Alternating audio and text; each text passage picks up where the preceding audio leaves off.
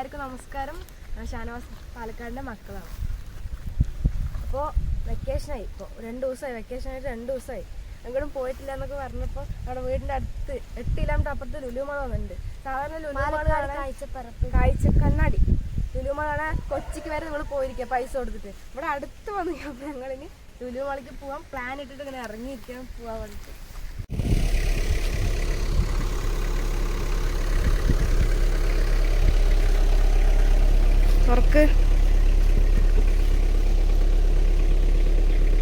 എല്ലാവർക്കും നമസ്കാരം. ഷാനവാസ് പാലക്കാടാണ്.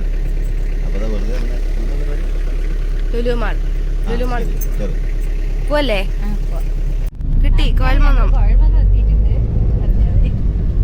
അപ്പൊ പറഞ്ഞു ഉമ്മ കുഴൽമന്നം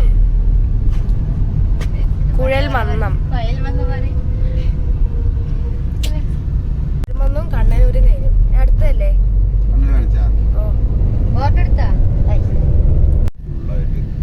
ഇങ്ങനെയാണെങ്കിൽ ഞങ്ങള് രാവിലെ വന്ന് നന്നായി. എന്തറിയോ, വൈകുന്നേരം വരെ കേറാലോ. നോക്ക് വണ്ടി നിക്കണുണ്ടാ.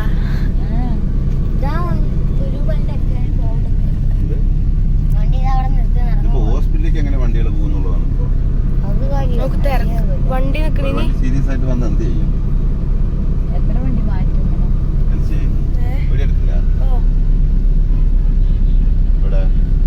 തൊട്ടപ്പുറത്തെ പാലാനിയുടെ ഹോസ്പിറ്റലുണ്ട്. അപ്പൊ അതിലേക്ക് ഒരു സീരിയസ് ആയിട്ട് വരുന്ന ഒരു വണ്ടി എങ്ങനെ പാസ് ചെയ്യും? പാലാന എത്തുന്നുണ്ട്, പാർക്കിംഗ് പറഞ്ഞു. ചിലപ്പോ അവര് ലുലുല് കയറും, ഹോസ്പിറ്റലിലേക്ക് അതാ നല്ലത്. എന്തായാലും അങ്ങോട്ട് പോകാൻ പറ്റില്ല. എങ്ങനെയൊക്കെ തിരക്കിനിടയിലാ കേറണം. നോക്ക് കാറ്.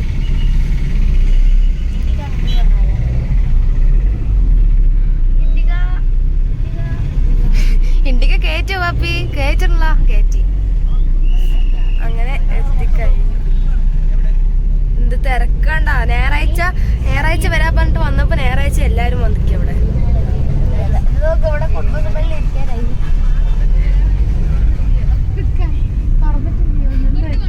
അല്ലത് പാർക്ക് ചെയ്തിക്ക് നോക്ക്.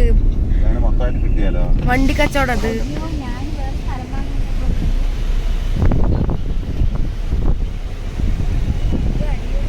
കാറ് കച്ചവടത്തിന് വെച്ച പോലെ വെച്ചിരിക്കുന്നു.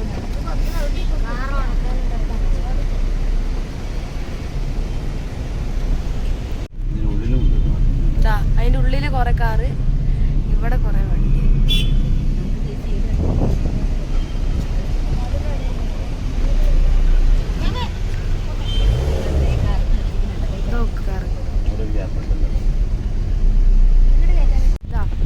വണ്ടി രാവിലെ 12:45 വണ്ടി നിറഞ്ഞു. ഞങ്ങക്ക് പിന്നെ നല്ലൊരു സ്ഥലം കിട്ടിയപ്പോ നിർത്തി. ഇതാ ലുലുമാൾ. ആൾക്കാർക്കൊക്കെ എത്ര കാലത്ത് ഇപ്പൊ നോക്ക്, സമയം ഇപ്പോ ഒരു 12-1 മണി ആയിട്ടുള്ളൂ. ഇത്ര ജനങ്ങൾ വന്നിരിക്കുക. പിന്നെ ഈവനിങ് എന്തായിരിക്കും?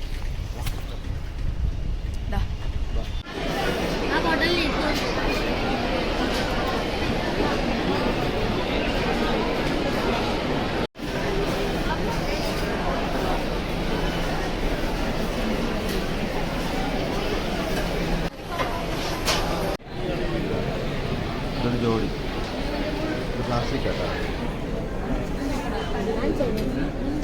190. മീന് ഇതേതാ മീനറിയോ? പേരുണ്ടാവോ? മറ്റേതിലടി നമ്മൾ മുള്ളൻ, ചുവപ്പ് മുള്ള, ഇത് പഞ്ചമുള്ളൻ എന്നൊക്കെ പറയും. ശരി ശരി. ഇത് മനസ്സിലായി. ഇത് അയില.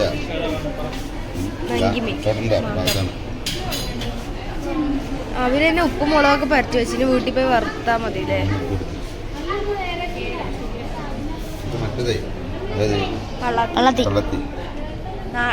പുഴമീനാണ് അല്ലേ? പുഴമത്തിയാണ്. പിന്നെ പുഴമത്തി, കക്ക, കൂന്തല്, എന്താണ് വെള്ളത്തിൽ.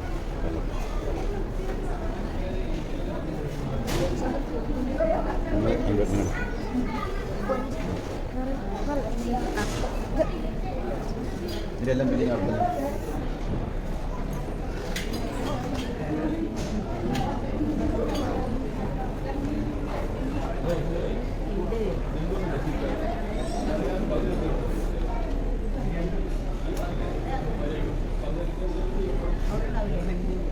മീറ്റ് ഇറച്ചിട്ടാണ് ഇതാ കുറേ വെറൈറ്റി ഇറച്ചി.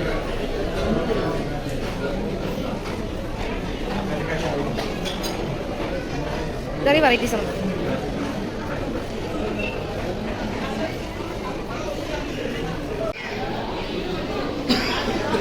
ഇത് ലാമ്പ്, ആട്, മട്ടനും കുറേ വെറൈറ്റി ഉണ്ട് കേട്ടോ.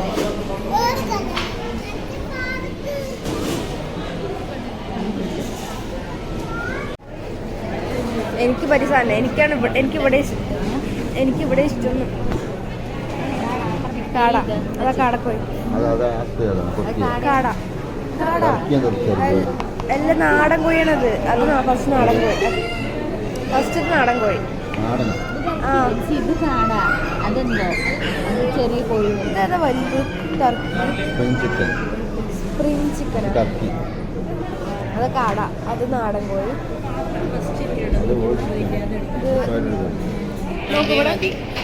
വീട്ടിൽ പോയി കറി ഉണ്ടാക്കിയാൽ മതിയില്ലേ? വീട്ടിൽ പോയി കറി വെച്ചാൽ മതി, ഒന്നും വേറെ ചെയ്യണ്ട, വറുത്താൽ മതി.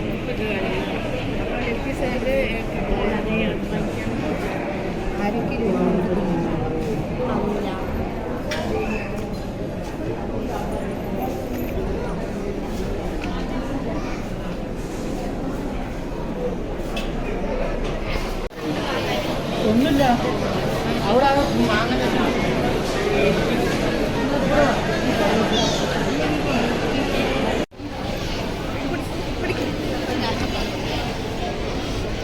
ഇതെന്താണല്ലേ? അത് അപ്പുറത്ത് പോവാ. അത് 65 രൂപ. ഇതൊക്കെ നോക്കിങ്ങനെ കളർഫുള്ളായിട്ട്.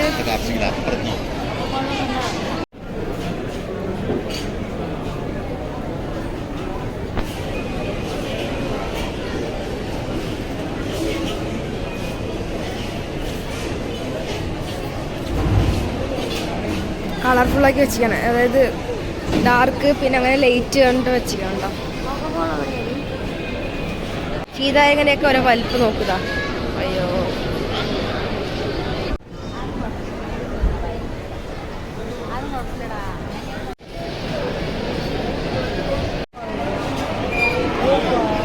ഇപ്പോഴേ ഡാൻസ് കളിക്കുന്നില്ല. ചെയ്യാൻ പാടില്ല. ബാ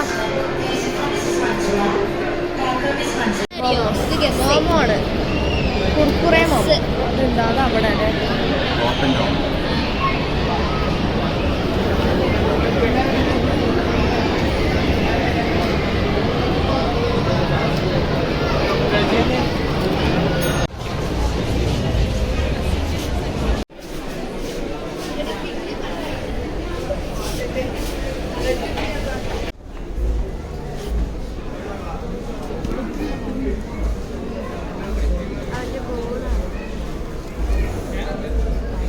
ബോൾ വാങ്ങണം.